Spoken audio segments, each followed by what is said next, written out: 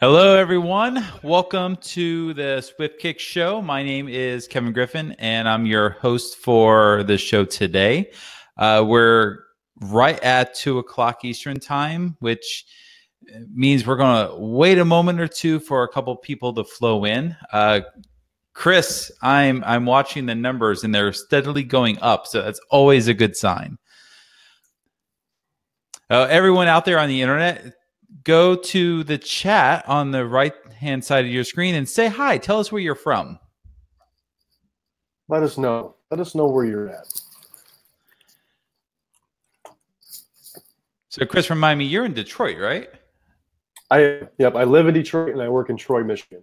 Troy, Michigan. Okay. Yep.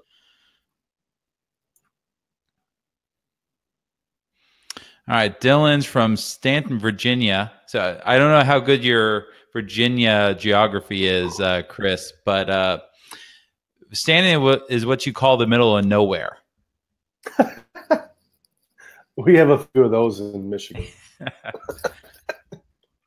Stanton's only saving grace is that it's the intersection of two interstates, and it's really good for a pit stop if you have to pee.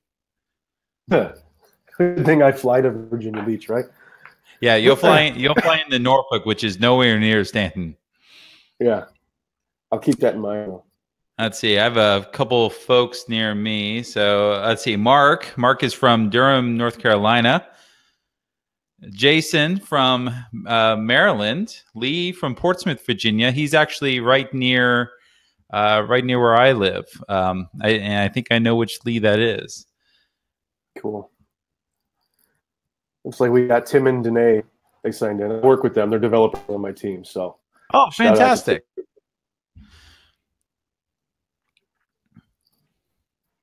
I'm trying to encourage them to speak at conferences. So hopefully this would be a outlet for them. All right. Well, I'm going to go ahead and kick this off. We have people coming in the room, so we'll get going, and they can catch up when they get in the room. All right. So I have a little slide deck I'll put up here. So hello again, everyone. Welcome to the Swift Kick Show. As I mentioned before, my name's Kevin Griffin. I'm the owner of Swift Kick, and we're a software training and consulting company based out of Chesapeake, Virginia.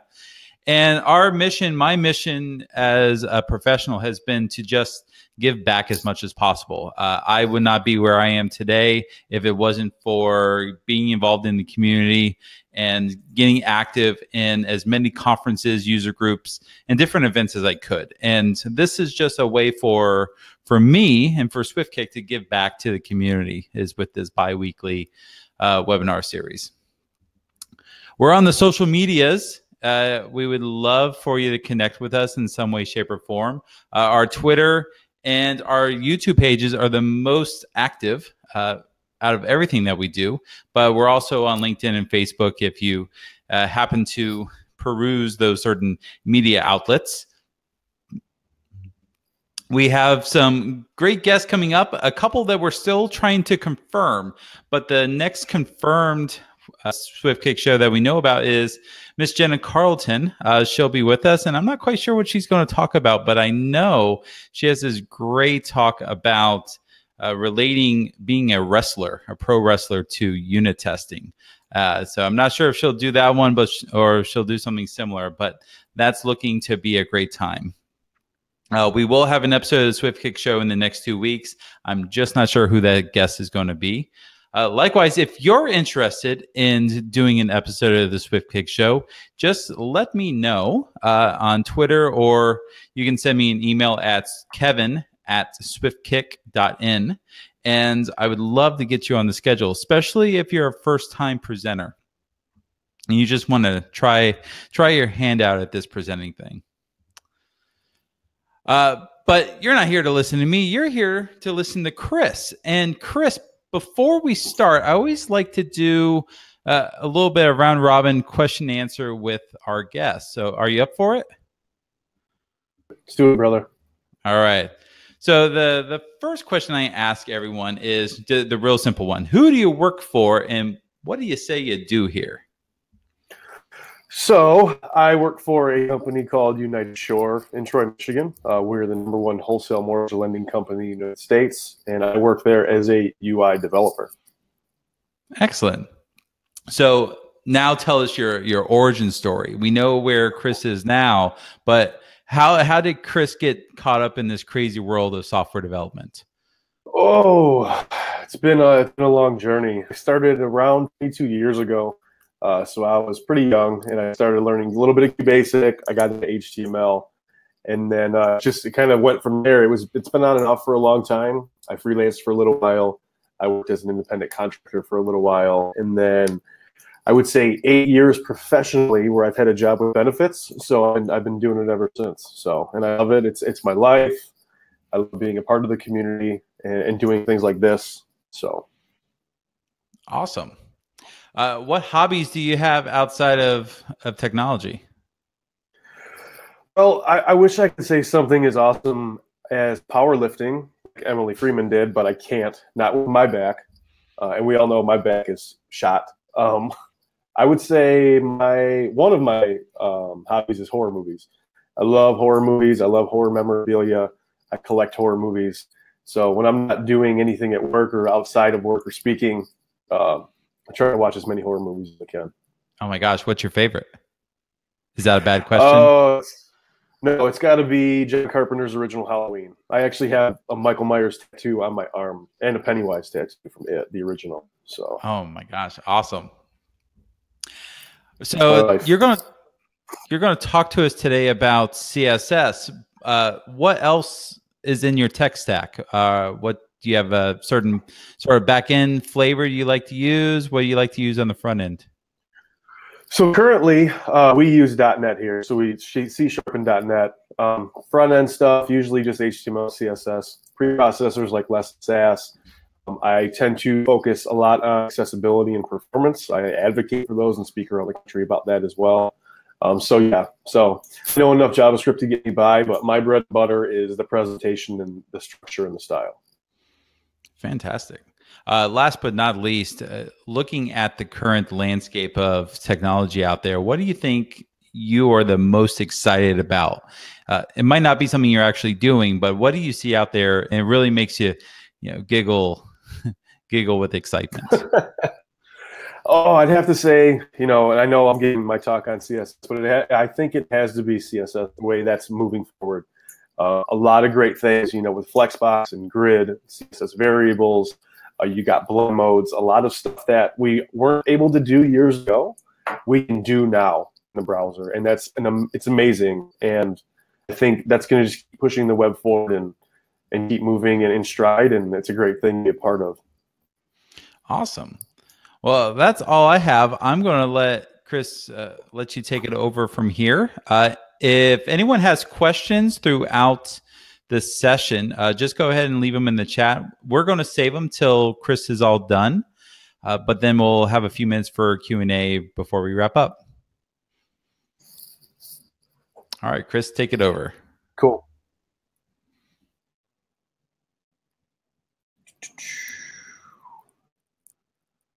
Let's get this together here.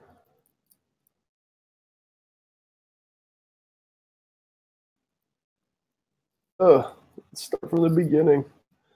The best idea.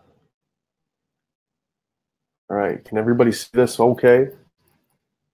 Cool. So I just want to thank everybody for I still have a black screen. Oh, no. Yeah, we're having that issue again.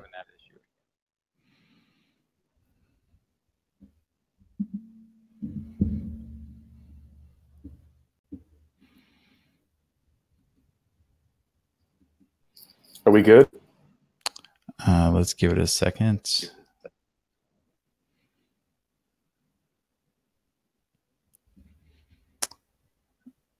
I'm still seeing all black.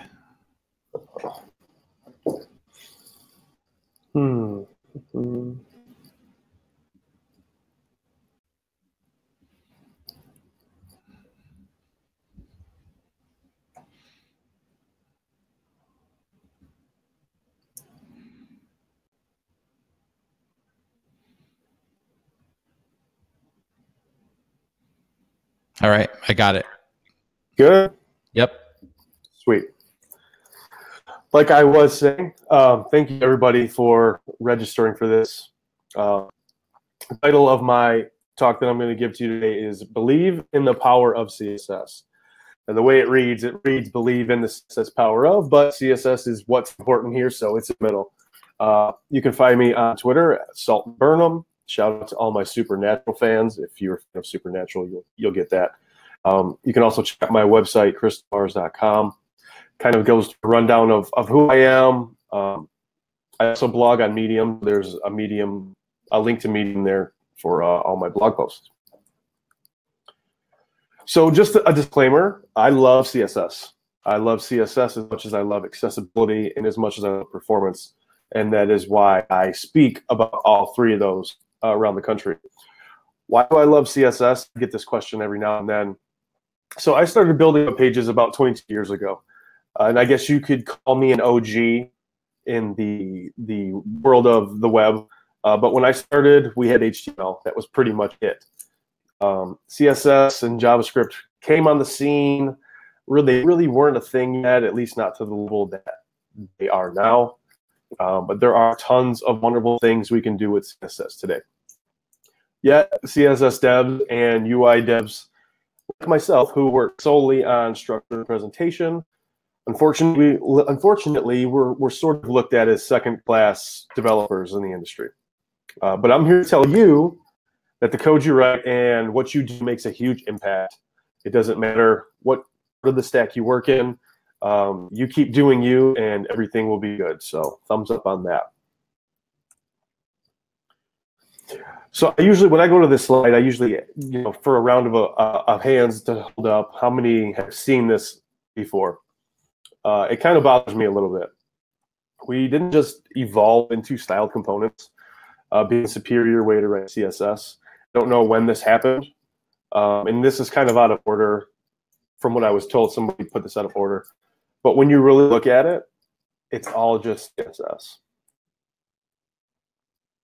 So for the transition there, the bottom line is it's all CSS, and needs to be somebody that knows how to write flexible and modular CSS, and it's very important. This is one slide I like to bring up as well. This was from Mandy Michael when she was attending CSS Conf AU a couple months ago. She was in Ivana McConnell's talk, and this really stuck out to me, and I wanted to put this in my slides, the presentation. Ivana McConnell said that CSS is a key development skill. I feel very strongly on that.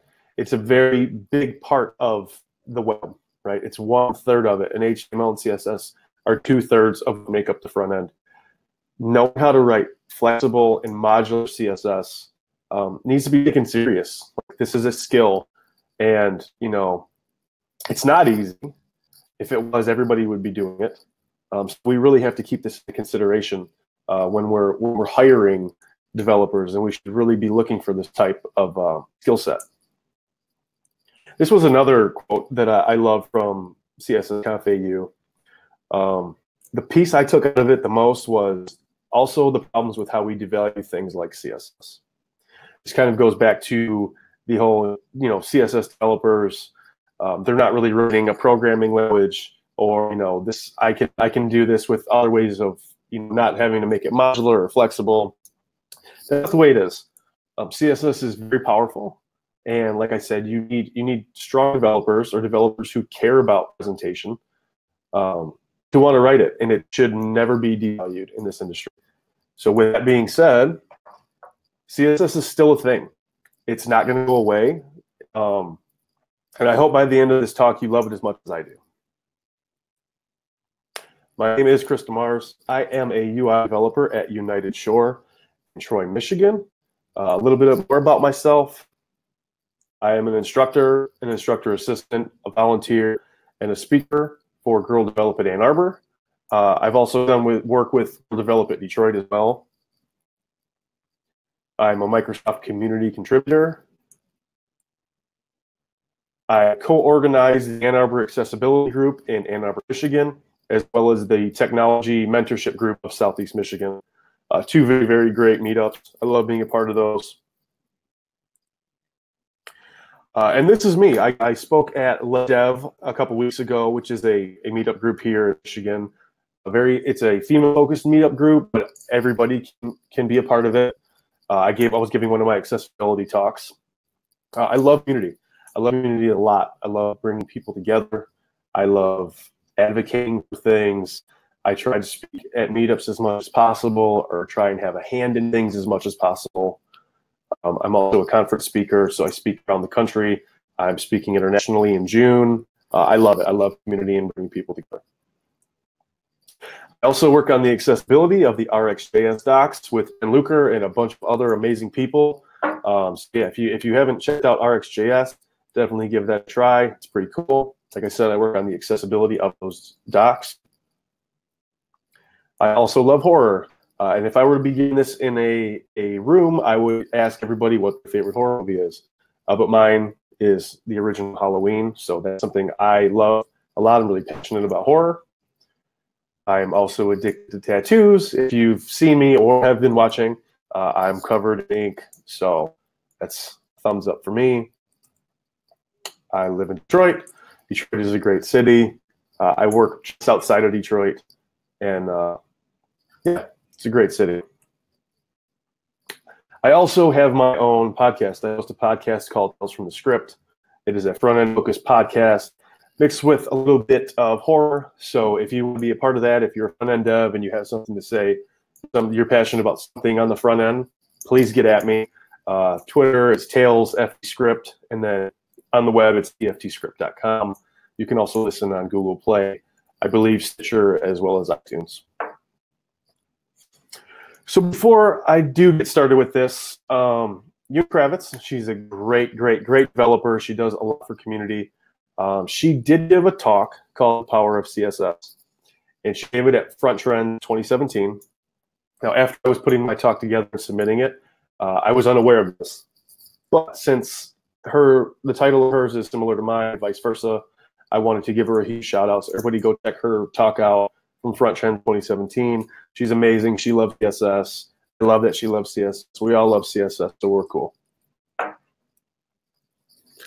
So I wanted to start this off with a little bit of history. I feel very strongly history. I feel very strong about it. I feel very strong on knowing your history and knowing your roots, where things started before you can actually get behind the why of why you're doing what you're doing or how you got to where you are. Knowing who paved that path for people in the industry is very important to me. And who made it possible for you to be a part of this industry is very important to me. So who remembers writing code like this? These were the good old days, I think. JavaScript wasn't a huge thing yet. CSS wasn't there yet. Of course, there's no fancy editor of this. Everything was in Notepad, black and white, on a Windows 95 machine. I said it, Windows 95. Yeah. I was using Notepad. If you were to read HTML 4.0 for Dummies, which is what I started off reading, all the examples were written with no indentation. Everything was uppercased. Like I said, this is before CSS, so you have the body, you're setting the background color of the body to black directly in the HTML. Font colors, the sizes, centering. You had a marquee tag which scrolled across the screen, which still works, by the way. You had the blink tag, so things would blink. That doesn't work, but I think there's a polyfill out there for it. So yeah, this is the way we did things back then. No indentation, that bothers me. I don't know how I ever got by writing code like this, but this is where we started, and this is where I started. And to see this now, what it is today, leaps and bounds two different universes. So how did we get here? Let's go way back. Let's go back to 1994. And back then, we had two people. We had two developers. We had Hakan Lee and Bert Boss. Now, for 2 years, Hakan Lee and Bert Boss worked together to create a style language to style this thing called hypertext markup language. I don't know if you've ever heard of that before. It's the new cool thing on the scene. HTML is really, really sweet. That was created by Tim Berners-Lee a long time ago. So Hakun Lee, the godfather of CSS, and Bert Boss, another godfather of CSS, made that possible.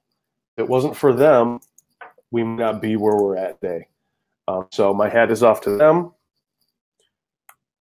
You may have seen this guy before, Mr. Wes Boss. No, Wes and Bert are not related. Wes has gotten this question asked plenty of times. They do look a lot alike, but they are not related. So we're just going to squash that right there. December of '96, CSS1 became an official rec.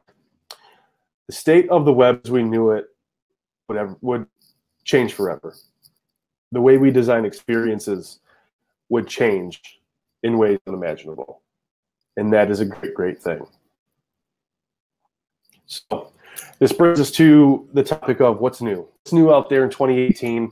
What can we look forward to moving forward, moving down this path for front-end web development and presentation?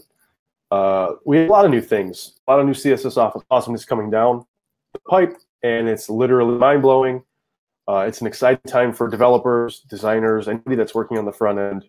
A lot of great, great things to look forward to. So we have FLEXBOX, which I'm going to touch on. There's Grid, which is mind-blowing and amazing. There's CSS variables. Now, you're probably thinking variables in CSS. This can't be true. Well, it is true. CSS variables are very powerful right now. I will definitely get into those, especially scoped variables. And what that means is they're scoped to the style declaration. Super, super cool. So I'll get in a little bit of that. I will also touch on blend modes a little bit. There's two different kinds. I'm going to talk about one of them. Talk a little bit about viewport units. Viewport width, viewport height. Those are really cool. I'm going to give a demo on those, a recorded demo. Everything's going to be recorded, and I'll just talk through those demos. And we're going to talk a little bit about accessibility, one of my favorite things to talk about. Very important. And we might touch on a little bit more if we have time. So let's talk a little bit about architecture. Architecture is really, really important. We have a few different types of CSS architectures on the front end. We have BEM, which this is BEM right here. It stands for Block Element Modifier. There's two ways to write it. You can do the double-double or the single-single. And the double-double is where you have the block, 2 underscores, element, 2 dashes, modifier. And that just separates the skin from the content and then the modification that you make to either one of those. Same thing with single-single. You have the single underscore, single dash. I actually give a talk about using BEM and CSS architectures. So I think I do have a link provided for that as well. And we have SMACs. SMAC stands for Scalable and Modular Architectures for Cascading Style Sheets. This was created by Jonathan Stuck. You sort of break your styles out into a base file, a layout file, modules file, a state file, keep everything separate. And then you can write, custom styles on top of that. You can even mix, like if you were to mix SMACs and BEM, you can do that. We have Inuit, which was created by Harry Roberts. CSS Wizardry on Twitter. If you follow him. Amazing, amazing developer, CSS advocate, consultant, travels all around the country. Yeah, so definitely check him out. We have Atomic Design, created by Brad Frost. The way that works is that you take your CSS and your components or your modules, then you kind of create the smallest piece, which would be an atom, and then you kind of put atoms together to create a molecule. All of those come together to create, an organism, other different things. So it's kind of like piecing it together to make it bigger. And then we have OOCSS. OOCSS stands for Object-Oriented CSS. This was created by Nicole Sullivan, Stubbornilla on Twitter. If you follow her, I suggest you do. That has two main principles. You have separation of content and container and separation of structure and skin. She created this when she was working at Facebook, working with media objects, stuff like that. So yeah, everything that is here in this slide is kind of based off of that object-oriented principle. We're things are objects themselves and kind of chunked out in small, modular, and flexible pieces. Architectures are great, though. I've gotten into arguments with people who say there is no such thing as architectures in the front end. That's not true. There's books that have been written about front-end architectures. And it makes writing CSS fun. It makes writing it really fun because you can kind of give it your developer semantics a little bit. You can show that it has meaning. You can break things out. And I like it because it makes things maintainable. It makes them modular. And it also makes them very flexible. So these are the slides. The link to my slides is about my BEM and CSS architectures talk. If you want to check that out, it's a bit.ly link. It'll take you directly to the slides on Speaker Deck. Yeah, so you can check that out if you want. I'm sure me and Kevin can put a link to those somewhere. So FLEXBOX. FLEXBOX is great. FLEXBOX finally got almost full support. It was amazing. Currently, there's partial support in IE11, but it's supported everywhere else in Opera Mini. And Opera Mini really doesn't support anything. So I'm going to show a lot of screenshots from Can I Use, so you can see the browser support for each one of the things I'm going to be talking about. If you don't have Can I Use bookmarked, I suggest you do. Anything that you want to know about CSS or HTML, JavaScript, I even think like certain APIs that are out there, well, HTML APIs, you can check Can I Use, and it'll tell you what's the support, resources, issues found, different things like that, usage for browsers. It's like the Bible of a developer. It's like your main go-to book. So go to Can I Use, great information. If you ever have any questions on what's supported, what's not supported, that's the place to go.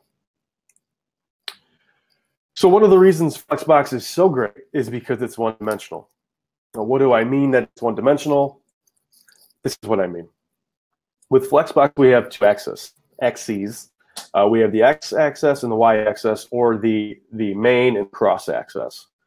FLEXBOX works along those axes, but only works on one axis at a time.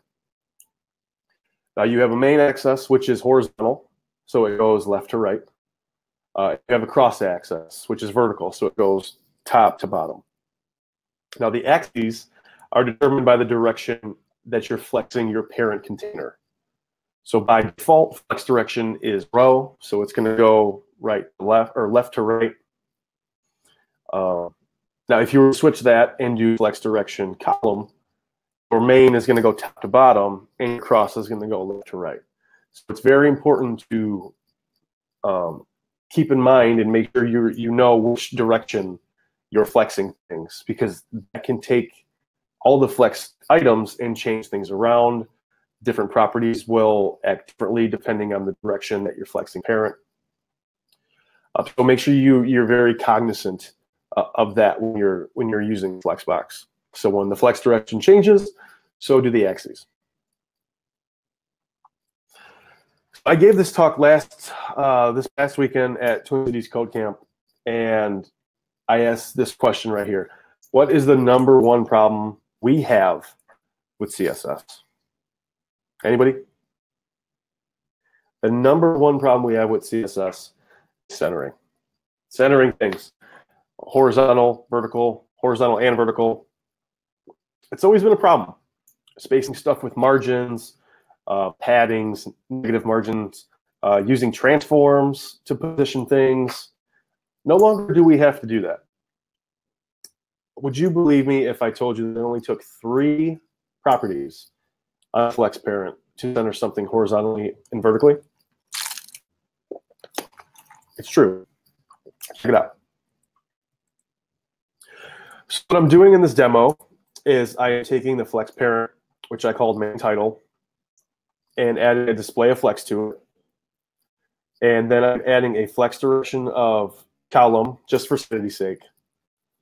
You don't have to add that though. And then I'm setting justify content to center, and I'm also setting align items to center. And then 1, 2, 3, bam, centered, vertically and horizontally. Justify content will center vertically, and then align items will take that and then center it horizontally. Amazing stuff right here. 3 lines of code, that's all it took to center something horizontally and vertically. So let's talk about Grid for a little bit. Grid is amazing. Grid is there, and it's going to continue to get better. There's a lot of great people that are behind pushing Grid forward and getting it out there to everybody. A lot of great talks, great books that are being written, great books that have already been written. Support is good. I11 still has partial support. Opera Mini, none whatsoever. Flex has good support, so that's great. But Opera Mini will probably never support it. But it's good because Chrome, Firefox, and Edge have full support. So FLEXBOX works in 1 dimension, but Grid works in 2 dimensions. What do I mean by 2 dimensions? Grid works on both of the axes. It works in rows and it works in columns at the same time. So since it works this way, excuse me, you can start creating layouts that we've only dreamed about. Magazine-style layouts, flyer-type layouts, overlapping layouts where you can overlap things on top of each other and do like geometric-style layouts. Huge things that we were not able to do before. We are able to do now. So I'm going to run through some examples of websites out there in the wild right now that are actually using Grid and doing amazing things with it. So this is Miriam Suzanne's website. This is a great example of like a type of a magazine-style layout. Miriam's a developer out of Denver, and she also runs a company called Oddbird. She's an advocate for CSS and design systems and SAS. She co-wrote a book on SAS with Hugo Geraldo. It's great. Like you wouldn't be able to do this back in the day. The name on the side and like the navigation up top, kind of flowing down, like horizontal cuts and diagonal cuts through the layout. It's really, really, really cool. Another one is Andy Clark's site. The whole thing was written in CSS, all of it, no JavaScript. It used Grid and CSS variables, a bunch of new technology within the CSS space to create this layout. It's so cool. I was watching the process of him building this out, and he was asking for a lot of feedback on Twitter, and I got to actually watch this be born, and it was really cool. So this is another one that's out there. This is a really interesting one. This is the Mondrian grid created by Piet Mondrian. He's a famous artist who expressed his vocabulary in 3 primary colors: red, blue, yellow, 3 primary values: black, white, and gray, and the primary directions: horizontal and vertical. And Jen Simmons, she created this. What she did was she took a picture of Mondrian grid, she cut it up, in Photoshop, saved those assets out, and then put them back together using Grid, and then made it responsive. Like, this is huge for the industry. This is huge for layout in Grid. Like, we're doing things today that weren't able to do before.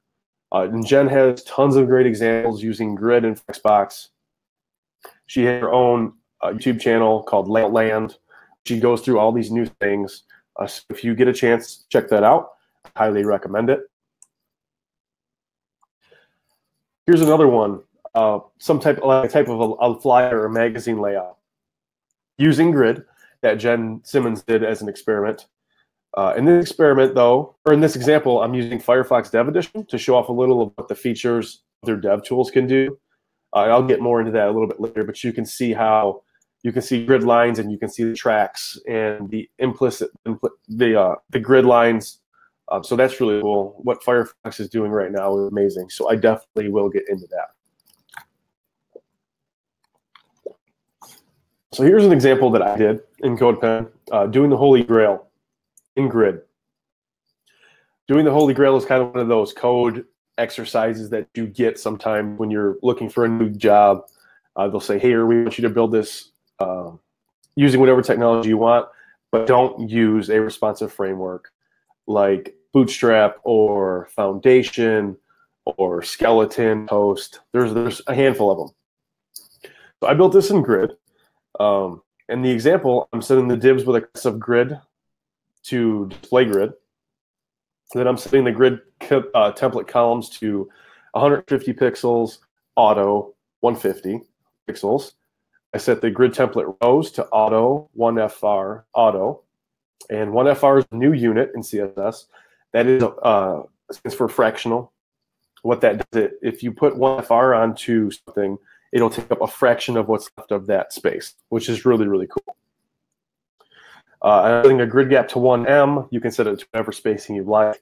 That's kind of like gutters that you would see in Bootstrap or Foundation. Then I set the height to 100 VH, so it takes up 100% of the viewport height. The header, I have a grid row of 1, so it takes up the whole span of the column or the row. The column is 1-4, so it starts at the first line and ends at the fourth line, so that takes up the whole thing. Sidebar A, I set that grid row to 2, so that's in the second row. And I set the grid column to start at 1 and end at 2, so that takes up that amount of space. The main in the middle, I set that to grid row 2 as well, so that stays in the middle. And then set the columns to start at 2 and end at 3, so it takes up from here to here. I set the sidebar B to grid row 2, so that's also in the second row. And then I have the columns starting on 3 and 4. So it's almost to the end, and then it spans all the way to the fourth line of the grid column. And then the footer, grid row 3, so it's at the bottom on the last row. And then it spans columns 1 through 4. So it starts at line 1 and moves all the way to line 4, just like header. There's other ways you can do this. You can, tag class or add classes onto each other to make them work instead of rewriting classes. You can also use grid areas, which I'm not going to get into, but there's tons of good information out there on grid areas that I suggest you check out. You can do repeats, so you can repeat as many columns as you need to fit something. Really, really great information out there on grid areas and understanding that. So, two very important people to be following in the industry right now, Jen Simmons and Rachel Andrew. They have put in tons of work getting the grid into the spec, browser support around that. They both speak about grid. They've written books. Jen has, like I said, Jen has a series on YouTube called Outland where she talks about grid and FLEXBOX, all these cool things that you can do with layout. You should definitely check that out. So follow Jen and Rachel. Great things happening. So I'm a Chrome user. Always have been. Well, I can't say I've always have been, but I use Chrome a lot. I use Chrome Canary a lot. But oh, Firefox. Just when I thought I couldn't use you, you come out guns blazing with Quantum. Now, Quantum is one of the newest versions of Firefox. It's really fast. It's the only browser at the moment that supports grid features built into their dev tools. That's really, really cool. I'm going to show, my next slide is going to show a little bit of that. Check it out. If you're not using Firefox to work with grid, you should be. Google has a ways to get there. Hopefully they do. But right now, grid, as far as I know, Firefox is the only browser with grid features built into the dev tools, so you can start debugging and looking at grid. So really, really amazing stuff. So in the dev tools in Firefox, you can check to see if grid's being used. So it kind of just shows you display grid. It shows you the grid template columns, the grid template rows. If you go to the layout tab part of the console, you can see the grid. You can highlight over it. You can change the color of the grid lines and the tracks. You can check out display area names, so you can select that. It'll give you the actual areas of the content like header, sidebar, main, sidebar. You can also see explicit, implicit grids as well. So it's all depending on whether or not there's enough room for the grid to fill the space. You can highlight over the different grid areas. You can see the tracks. You can see where the lines start. So if you look, you can see 1, 2, 3, 4. Great stuff in Firefox. I can only see these tools getting better Thank you, Jen Simmons. She's, she works for Firefox. She's been working on these tools. Great stuff coming from Firefox, from Mozilla, but on Firefox. So let's talk a little bit about viewport units. Viewport units supported for the most part, still part of support in IE 11, no support in Opera Mini, no surprise there. This is kind of how you would write them. You have a height. So an example, I set a height to 100 VH, so it takes up 100% of the viewport height. And I also set the width to 100 VW, which is 100% of the viewport width. And then the hero class I set with a height of 50 VH, so it takes up 50% of the viewport height, no matter how big that viewport height is. And then I set the width to 100 VW. So this is the next example I'm going to show. It'll show how you implement that. And I'm doing this in CodePen. And the link to my CodePen is available at the end. So if anybody wants to go and fork it, play around, what I'm doing is I'm setting a height of 100 VH on the main title class. So it takes up 100% of the viewport. And I'm also a width to take up 100% of the width. This is really cool if you're working with colors or you have like a main splash screen that you want to use with an image. This is a great way of doing that. I've done this with personal projects. It's kind of flashy. It gives it a nice aesthetic. I'm also setting a 50 VH to take up half the screen or 50% of the screen for the hero image, as well as setting that to 100% or 100 VW of the width. So right here it shows that it's, I forgot to put in the 50. But you see this a lot with hero images. You have that set where you have half of the image and then everything else that's above the content or above the fold. So you can achieve that with 50 VH. You can also set 25 if you want it to be 25% of the viewport height. A lot of cool things you can do with viewport units. There's also vmin and vmax, which I'm not going to touch on, but there's great information out there. So this is probably one of my favorite things about CSS and what's happening in the world of CSS: variables or custom properties. Now I know what you're thinking, Chris. There's no such thing as variables in CSS, but there is. Variables in CSS is a thing. Unfortunately, there is no support in IE 11, but that's okay because we have fallbacks for stuff like this. Support in Opera Mini, supported across the other browsers, so that's great. If we want to use variables before, we had SAS-less variables or stylus. SAS-less variables are great. The introduction of having variables in anything CSS related is great. But we do have some drawbacks when it comes to variables and preprocessors like SAS and less. And some of those being that the SAS and less variables are not DOM aware, right? So they're DOM unaware. Now, what do I mean by that? The DOM is the document object model. That's kind of what builds out what you see on the screen, top to bottom.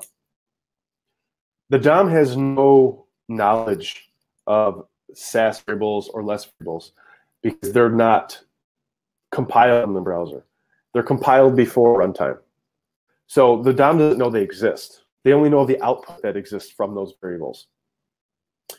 It can't process that information. So if it can't process that information, it doesn't have a way to traverse it. It doesn't have a way to manipulate it. That's one of the drawbacks. Another drawback is that you can't change them dynamically. What I mean by that is if the DOM doesn't recognize them, then you can't change them dynamically, and they're not reactive. And if they're not reactive, then they're not dynamic. So then you can't really do too much dynamic, really any dynamic functionality at all with variables at runtime. There's no JavaScript targets. So for all my JS developers out there, there's no way to target SAS and less variables because the DOM doesn't know about them. So there's no way to write any kind of functions or anything like that to switch things out. Yeah, so those are a few of the drawbacks. We have pros with CSS variables, though. You can take advantage of inheritance. So that's part of what is, what makes CSS great, that and the cascade, which is one of the pros. You can take advantage of the cascade. And the third one, for my JS developers out there, you can target those variables with JavaScript because it's at runtime. You're using those variables. They're not being pre-processed or pre-compiled from a SAS file or a LESS file into valid CSS. So these are some great pros.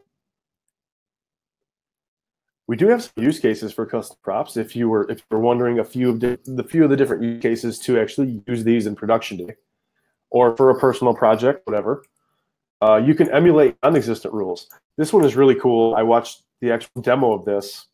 What is going on right here is that it's setting a box shadow color initially, and then on hover, it changes that color to orange. The demo was really cool. If you Google that, or like Google like emulating non-existent rules with CSS variables, this might come up. It's really, really sweet because the drop shadow is kind of glowing on a black background, and the colors change. Really, really, really cool. We also have themes. So you can set themes for your experiences, kind of like this. This is just your regular, standard CSS style declaration on a button class. But what we can do is do something like this. You can set shadow color, gradients, all different types of colors to create a theme, and then you can apply that back to the actual button class. So you can, create pages of themes that would match different types of styling depending on the experience. So this is huge. You might be wondering a little bit about support. You can check for support using the add supports feature query. If you need to provide a fallback, you can also do that with JavaScript. You can create two different style sheets. So since it's not supported in 11, you can have your SAS or LESS variables that you're creating, but you can also have your CSS variables in a separate style sheet. And then you can switch those out depending if the browser supports them or not, conditionally. So if the browser supports it, add this. If the browser doesn't support it, add that. So that's great that we can do that with JavaScript and check support that way. Two of the big things that it helps with that, helps with progressive enhancement. So if it does work, it will use those. And then it also helps with graceful degradation. So if it doesn't support it, it'll fall back to the same thing. It's just the syntax is a little bit different. So you really don't see a change in that experience or that aesthetic. The syntax is pretty cool. It's very easy to memorize. You can declare variables at the root level using :root. And then the proper syntax is the double dash and then a semantically correct variable that makes sense for that experience. So in this example right here, I have :root -- header - color with the hex color, sidebar color, main color, footer color. Those are developer semantics because it means those colors are giving meaning to what they're being applied to. In the code, you declare the variable using the var keyword, and then parentheses with the variable name inside it. That's how you use that. So for the header class is a background color, a var, and then in parens, double dash header color. That's how you use that. And then you can do style scoping, which is really, really cool. So the next example I have is going to run through CSS variables, and it's also going to show how you can scope it to a style declaration so it doesn't get overridden by what's at the root level. So in this example, you can see that I'm declaring the variables at the root level, and then just using that with the var keyword for all the classes to set the background colors of the different sections. So I'm giving the header the background color, which is the header color, which is that turquoise green that we saw earlier in my other examples. I'm giving sidebar A that orange yellow.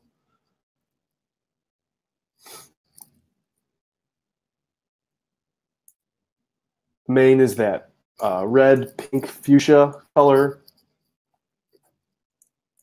Sidebar B is also getting that orange yellow color as well.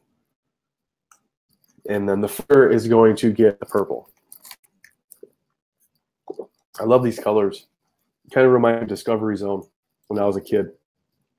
I think that's why I used them. Bright colors. They all came from a material color palette. Really, really cool color palette.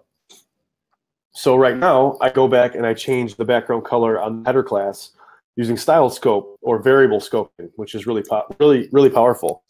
I'm setting a new color at the header class, and I'm going to use that within the header class, and that will change that color. So it's not going to use the color that's at the root level.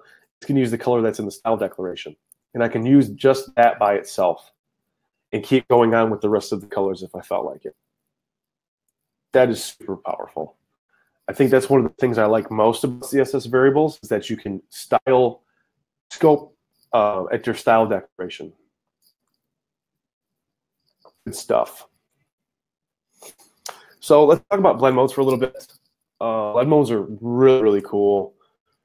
Unfortunately, we don't have support in IE 11 or Edge 16, partial support in Safari, iOS Safari, but that's okay. That's okay. We'll get there. We'll get there. So, image effects in the browser. What? Browser, I said it. If we can do image effects in the browser, like Instagram filters, what does that mean? No more Photoshop. If you ever opened up an image in Photoshop, I've done this. I used to do this back in the day all the time, and you wanted to invert the colors or like put an overlay on it or multiply the colors with another color, the image with a color, or you wanted to, you know, color burn something, saturate something. You did it all in Photoshop. We weren't able to do this in the browser yet. But with blend mode, we can. And you did a great application called CSS. I'm pretty sure it uses blend modes and it sets like almost faux Instagram filters using blend modes on images. It's really sweet. If you get a chance, check it out. So we have two types of blend modes. We have background blend mode, which is what I'm going to be talking about. And then there's also mixed blend mode. Now, so the example I'm going to run through on CodePen, they're all using the background blend modes. There's 15 of them. 16, I think 16 if you just count the normal picture itself.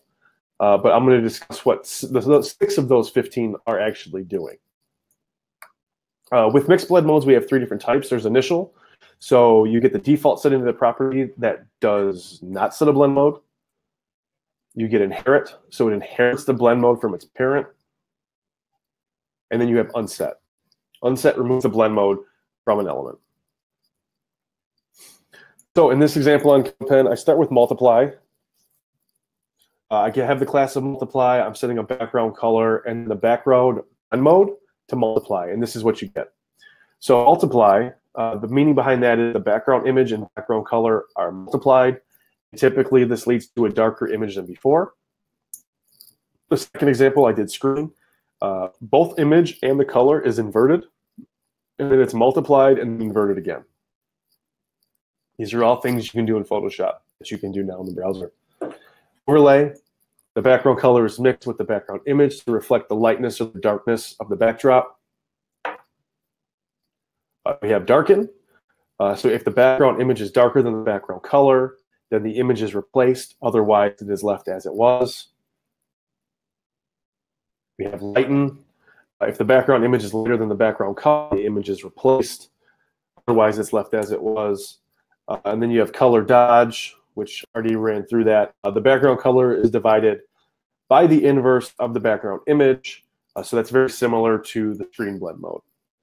And as you can see, I'm kind of running through all of them. There's color burn, hard light, soft light, difference, exclusion, hue. A lot of these filters in photo manipulation you can do in Photoshop. So we can run through and look at all these. Pretty cool stuff.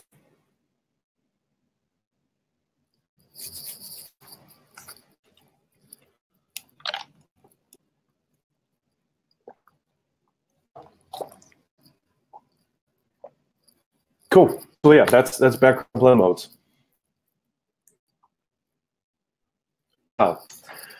We get into something that I'm very passionate about. It's one of my favorite topics, one that I speak about a lot at meetups and conferences. It's great. It's a great thing. So if you've ever heard the term alley or A11Y or ally, you might have been confused as to what somebody might have been talking about. What that means is that it's a numeronym. Now, what a numeronym is that you take the first letter of the word, you take the last letter of the word, and then you count the letters in between.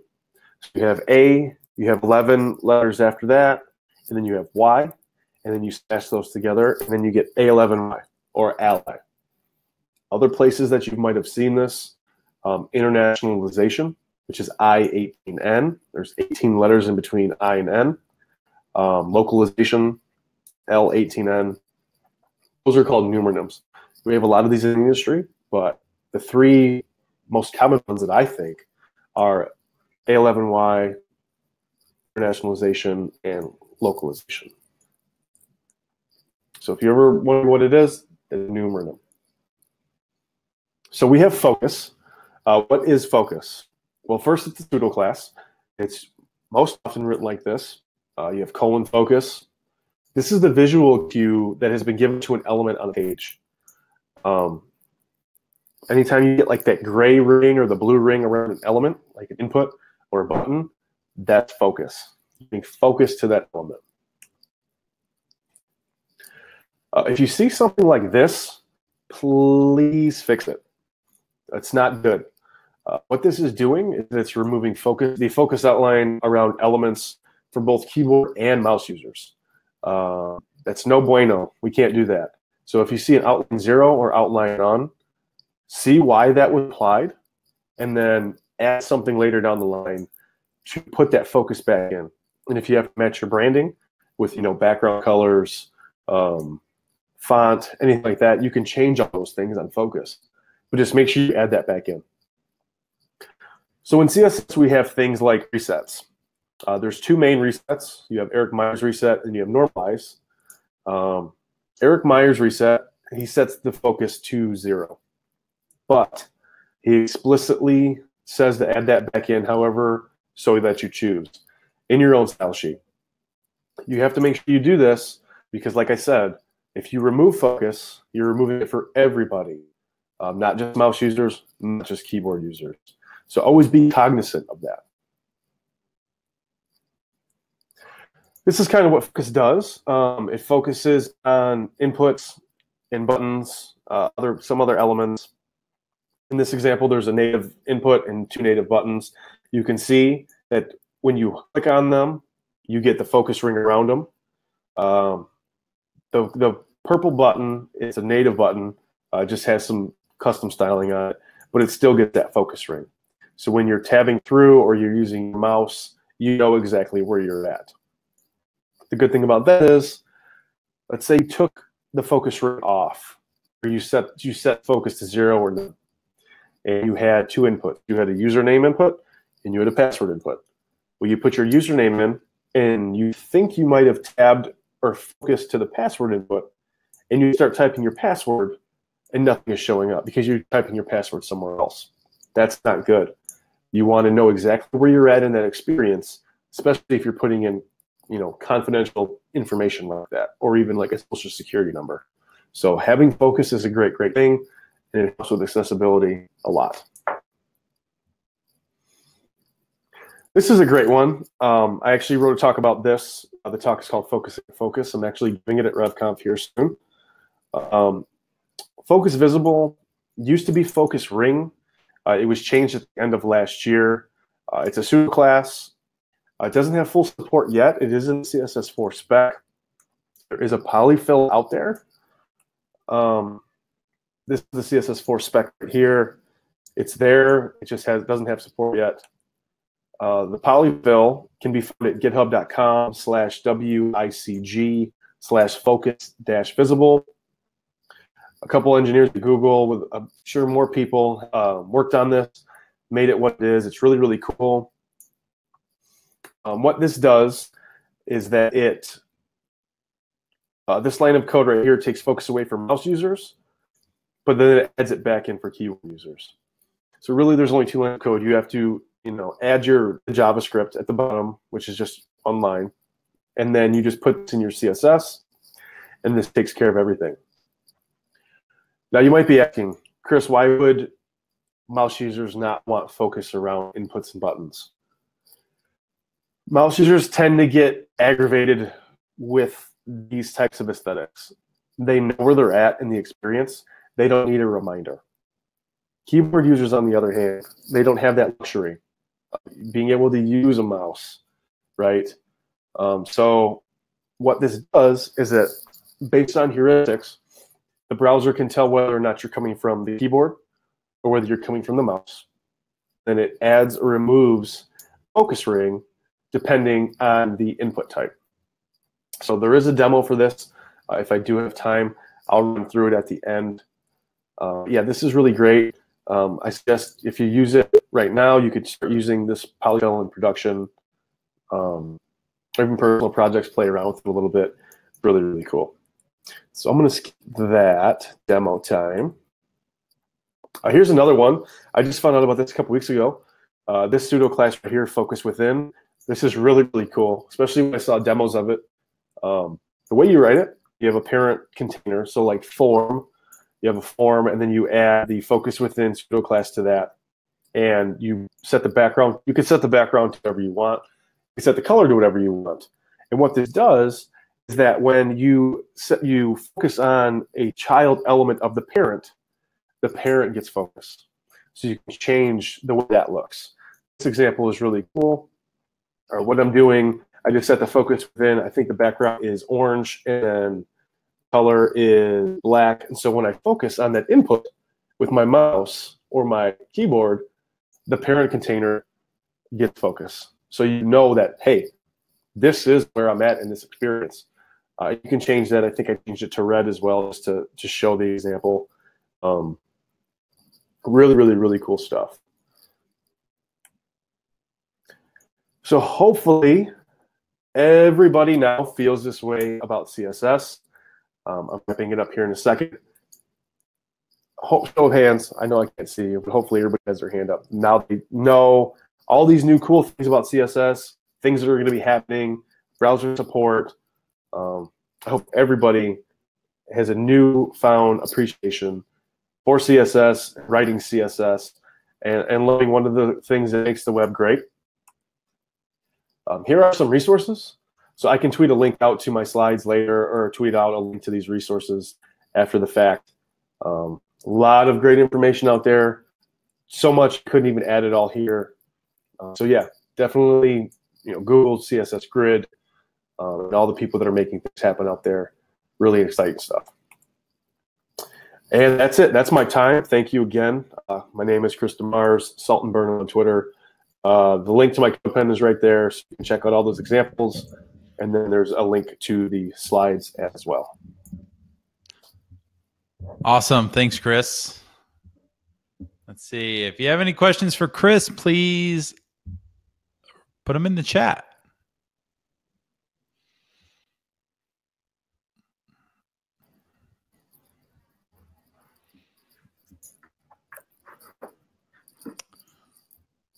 The chat was so active while you were talking, but now everyone's gone silent.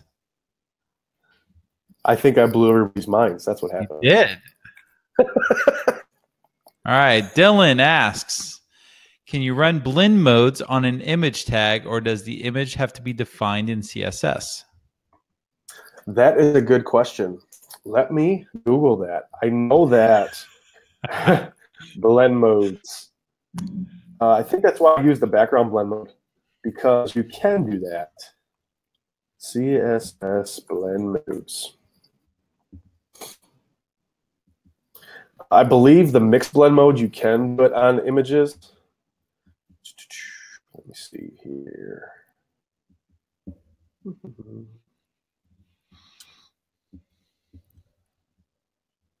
CSS blend modes.